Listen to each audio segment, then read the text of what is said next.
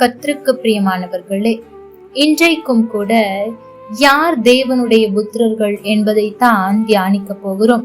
நேற்றைய தினத்தில் யார் ஒருவர் தன்னை நிந்திக்கிறவர்களுக்காகவும் துன்பப்படுத்துகிறவர்களுக்காகவும் ஜெபம் செய்கிறார்களோ அவர்கள் தேவனுடைய புத்திரராயிருப்பார்கள் என்று தியானித்தோம். இன்றைக்கும் யார் தேவனுடைய புத்திரராய் இருக்க முடியும் என்பதை ரோமர் 8ஆம் அதிகாரம் 14ஆம் வசனத்திலிருந்து கற்றுக்கொள்ள போகிறோம். மேலும் எவர்கள் தேவனுடைய ஆவியினாலே நடத்தப்படுகிறார்களோ அவர்கள் தேவனுடைய புத்திரராயிருக்கிறார்கள்.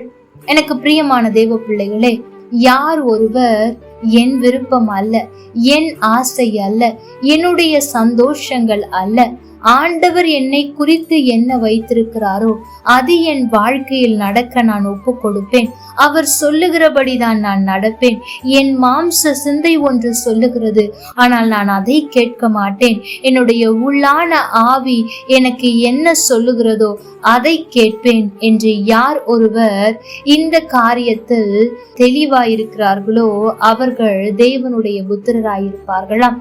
இதை மூல மொழியாக்கம் மிகவும் அழகாக மொழியாக்கம் செய்யப்பட்டிருக்கிறது. எப்படி தெரியுமா? Who are allowing themselves to be led by the Spirit of God are sons of God.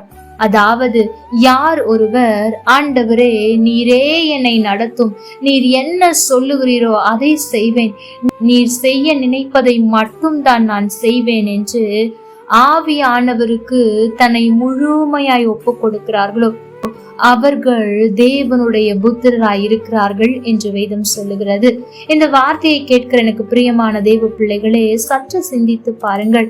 நீங்கள் அப்படி ஆண்டவர் உங்களுடைய வாழ்க்கையில் எல்லா காரியத்தையும் செய்ய அர்ப்பணித்திருக்கிறீர்களா? அது நீங்கள் எடுக்கிற முடிவுகளாயிருக்கலாம், நீங்கள் ஆசைப்படுகிற காரியங்களாயிருக்கலாம், எதுவானாலும் சரி. ஏன் உங்களுடைய ஜெபத்தில் கூட ஆண்டவரே உம்முடைய சித்தம் நிறைவேறட்டும் என்று ஜெபிக்கிறவர்களாய் நாம் இருப்போம் என்று சொன்னால் நிச்சயம் நாம் ஆவியினால் தான் நடத்தப்பட்டு கொண்டிருக்கிறோம். அதாவது தேவனுடைய புத்திரராய் இருக்கிறோம் என்பது சந்தேகமே இல்லை.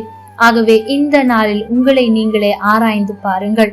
ஆண்டவர் உங்களை நடத்த ஒப்பு கொடுத்திருக்கிறீர்களா அல்லது நீங்கள் உங்களுடைய விருப்பத்தின்படி ஓடிக்கொண்டிருக்கிறீர்களா என்று அதை வைத்துத்தான் நீங்கள் ஆண்டவருடைய பிள்ளையா இல்லையா என்பதை நாம் தேர்வு செய்ய முடியும்.